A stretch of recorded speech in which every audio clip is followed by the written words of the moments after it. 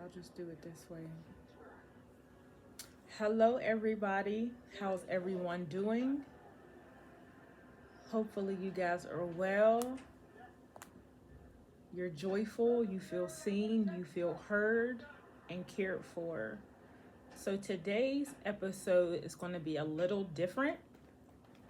I wanted to come on here and discuss my health diagnosis and what has been going on with me the last 2 weeks and counting.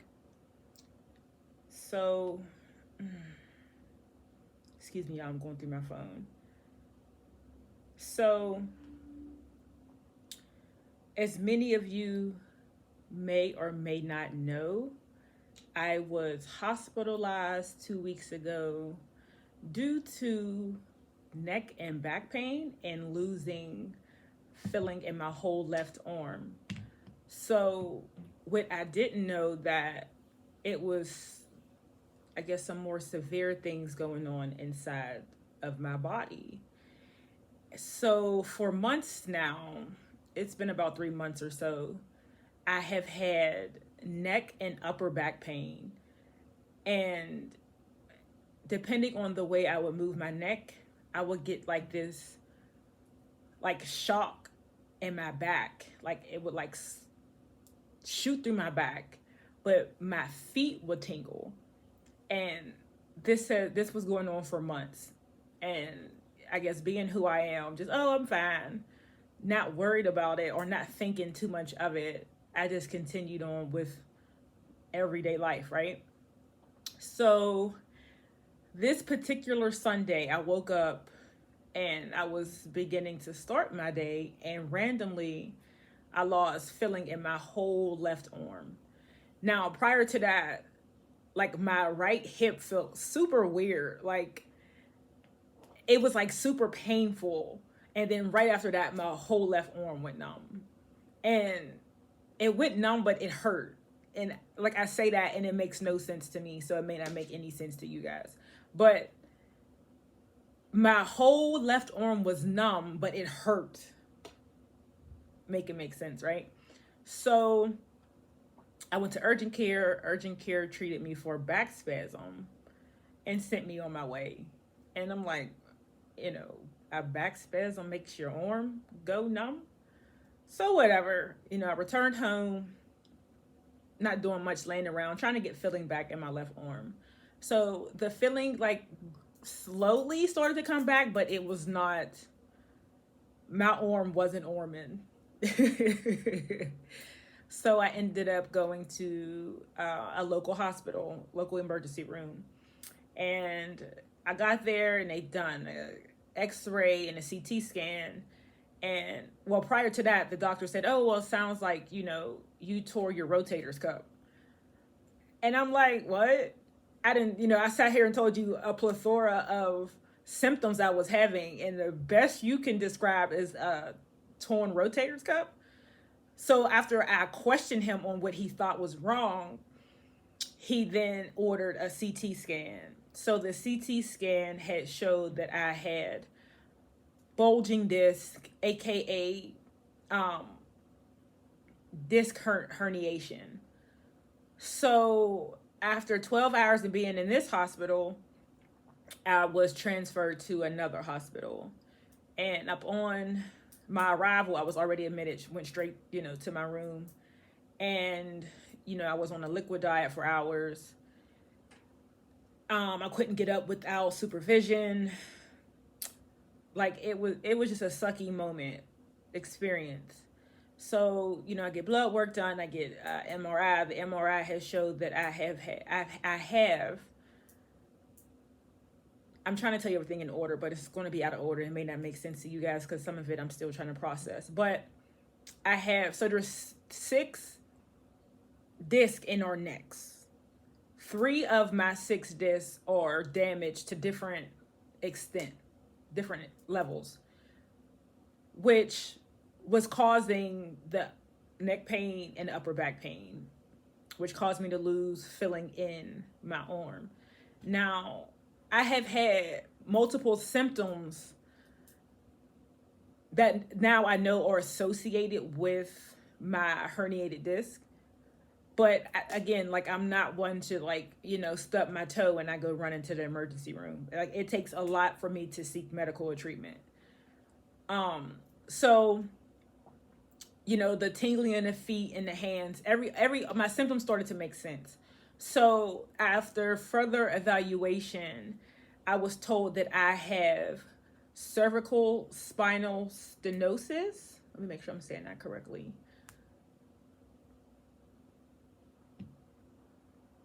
Excuse me, guys, sorry. Cervical spinal stenosis, which that means that my spinal canal is narrowing, which is causing pressure on my nerves, which is why I'm having the numbness, pins and needles, the paralysis feelings going on throughout my body. I also have, which has caused cervical myelopathy and cervical radiculopathy. It sounds ridiculous, right? This whole process has been ridiculous. But those two terms pretty much mean that the nerves in my spine are creating different symptoms in different parts of my body. So if I'm not mistaken, the cervical myelopathy has to do with my arm and my shoulder. So that's why I lost the feeling in my arm, my fingers, and my back hurts and stuff because of myelopathy. Now, cervical radiculopathy is pretty much my legs, while I was losing feeling in my legs and my feet. So I also have arthritis in my neck. So pretty much, and everyone's question is, well, how did you hurt your neck? I don't know. I was asked, was I in a car accident? Did I fall? Any kind of trauma to my body. And the answer is no, but I've had this pain for so long that I don't know, maybe I tried to lift something heavy. I can't recall because I've had it so long. So I am out of work and my return date is to be announced because first of all, I have to get my symptoms under control. Now, for my experience, it kind of doesn't matter what I'm doing to experience symptoms, to become symptomatic. I could be laying on the couch and, all of a sudden I start to lose feeling. I could be walking, or driving. So it's not just one thing that has triggered my body, or I guess my nerve, to make me lose feeling or numbness or pins and needles throughout my body. So I'm out of work. I cannot drive. I do have a soft neck collar that I gotta sneeze. Excuse me. I do have a soft neck collar that I'm required to wear anytime I'm up and I'm moving around, because my doctors want me to try to alleviate any sudden movements of my neck so I won't do any more damage. Now, speaking of any more damage, I had a referral. The day after I got out the hospital, I had a referral to start physical therapy. So, I clicked the referral, everything's digital, and I scheduled my physical therapy appointment. And when I say I left physical therapy frustrated and feeling worse than before I went in, like, no exaggeration. And for me, I have a high pain tolerance. So me, again, I'm not crying over a stubbed toe or I smashed my finger. It has to be something like really hardcore that's bothering me for me to cry or complain. But I was on social media joking, during the army crawl, I couldn't walk. Literally, I could barely walk when I left PT. And it's like he aggravated my whole body. So fast forward, I had my follow-up appointment with the spinal surgeon, and he made me aware that I should have not started PT.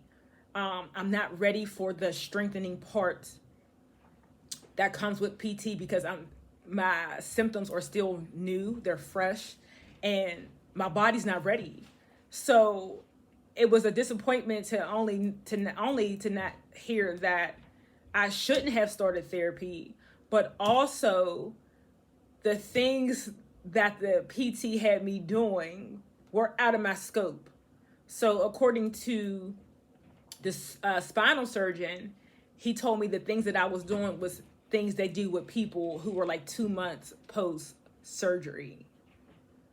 So he's concerned that my spinal surgeon, he's concerned that my PT may have done more damage because now I have worse and different symptoms. So, story of my life, right? So, we talked about surgery and I watched the video, and because my symptoms, because I brushed everything off for so long, I think I may have not have required surgery if I would have got this under control, or checked, looked after when I first started having symptoms. So I was having symptoms and I was still doing everything and anything under the sun and moving my body and aggravating my body because I just thought it was neck and back pain. And now the pain has spread to my entire back. So, and it's in spurts. So I may feel perfectly fine at 5 o'clock, and then at 5:25, my foot's numb, or my knees are weak, or I can't walk straight, or now my fingers are tingling. Like my left arm, like I can do this all day long in my right arm. My left arm, this is about as high as I can raise it without pain. Anything higher than that, I have pain all in here. My fingers start to tingle. My neck hurts. Like it's just, my symptoms are intermittent, but they're everywhere. Sometimes all at once, sometimes in spurts. Like I've never had my kneecaps go numb before, which is like, what? Like my kneecaps, like they go numb. They hurt, but they go numb, and I lose my balance because I can't walk. The tingling in my feet, my calves tightening. Like there's so many things. It's pretty much just muscle weakness, and I can't control it. So, I'm on medication, I'm on narcotics, I'm on, NSAIDs, what they're called, is what's their non-anti-inflammatory medication or something like that. So the first, I guess, there's levels to things before surgery. But because I have significant spinal narrowing, I'm kind of required to have surgery at this point because, first of all, you can't reverse it. I can't reverse my spinal damage. My spine is narrow and is flattening. So that is what's causing pressure on my nerves, which is causing the numbness, tingling, pins and needles, and the paralysis throughout my body. So surgery has been a topic. I'm a little afraid of that because they have to go in my neck. Now, I guess when you hear spine, you always think your back. Same thing I thought until the presentation of how the surgery will go was presented to me. So the surgery is called ACDF. It's anterior cervical discectomy and fusion or something like that. So what they will pretty much do is they will go in my neck and they would, I guess, space out my disc, and they will take a bone graft from my hip, put it in between the disc, and that's supposed to alleviate the pressure that's on my nerves. And then they will use screws or like a metal plate to keep everything intact. After that, they would pretty much sew me back up and hope for the best. Now, I say hope for the best because there are some risks that come with this procedure. So, because it's close to my vocal cords and my esophagus, there is a low risk of vocal cord damage, of esophagus damage, and even in my nerves. So not even just damage in my vocal cords or my it's I gotta say asparagus, it's esophagus, but there's also a risk of damaging my nerves, which can lead to short-term or permanent voice problem issues, voice box issues, voice. I guess my tone of voice can change. I also may not be able to swallow. Also, there's a low level risk of paralysis. It can either be from my hips down or my neck down. So that would leave me wheelchair bound. There's also a risk that once the bone graft and the screws are placed in, that I guess the tissue won't grow around the procedure and it won't fuse, which will require another procedure. And there's also a risk that all the symptoms I'm currently having may not fully go away. So it's kind of like a damn if you do, damn if you don't kind of moment situation. However, if I don't get the surgery, I run the risk of permanent nerve damage. And then I still will have to be either or, whether I do or don't get the surgery, I still will have to, it's like the range of motion in my neck will most likely will decrease with the surgery. If I don't get the surgery, now I have to be extra cautious about how I move my neck, how I twist, how I bend, the things I pick up, because that can create more trauma to my spine. So it's like, what is a girl to do? What's the best option here? I'm a little afraid because that's my neck. First of all, this isn't like, ankle surgery or knee surgery. I've had 2 knee surgeries and I was a little nervous going into both, but I can only imagine how I would feel going in to have neck/spinal surgery, because if I can go in there walking and come out not walking. And also it's the risk of my vocal cords. Now I'm scheduled to start summer school next month, May 12th. So in our online classes. So I wouldn't be able to participate the way I need to. Even down to real estate right now, I wouldn't be able to be effective with anything because, one, I have to recover physically and I guess vocally. So it's really, the timing, for me is off. I guess for higher power, he's right on time with everything. But for me, it just seems like, well, this couldn't happen at a better moment, right? So I'm a little torn about what I should do because one is surgery on my neck, and it's going to delay a lot of things, a lot of plans that I had, not that higher power had. So apparently I'm not, what I wanted doesn't matter right now, but I'm confused about what's the right decision to make here, because this isn't just a in and out, you'll be back to work in a few days. Now, if I don't get the surgery, I'm still going to be out of work for another like 6 to 8 weeks, just because of observations and to see if my body reacts better to the medication, to the resting. And then, I guess at some point I will start PT, but as of now, that's not, physical therapy is not in my plan, not in my doctor's plan for me. So I don't know what life looks like for me. I don't know how I can efficiently and effectively take care of my household needs, my kids, my everyday daily responsibilities, keep a roof over our head, food in the refrigerator. I don't know. I was told to sign up for disability and all kind of things. I've never had to do those things before, so I'm kind of like lost in the sauce about where to even begin with that stuff. I have been making phone calls to get the answers, and hopefully I get satisfying results. But as of now, everything is just like I'm just out here on a limb.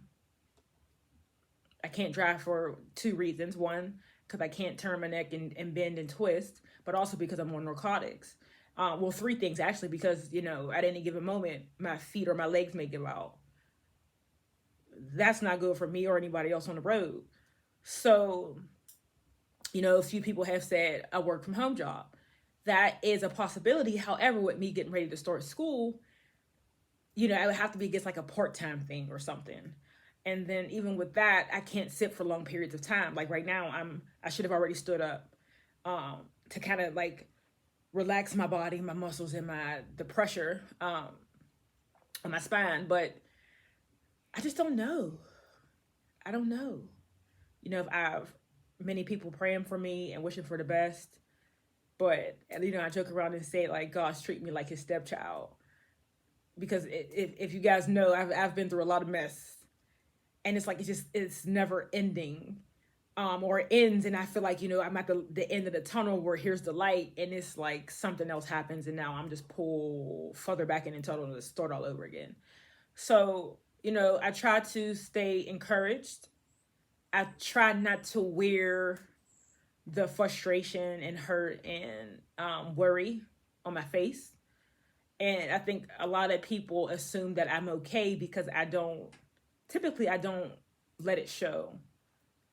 And I don't know if that's a trauma response or what, but I think it's unhealthy, honestly, because, I could be full of pain and I'm like, I'm okay, I'm fine. And I wear this pretty big smile and everybody thinks I'm fine. But honestly, there's a lot of confusion. There's a lot of worry. And as many people say, give it to God, I feel like I'm in a season where he's not listening to me, if I could be honest. And it's making me frustrated because I'm worried.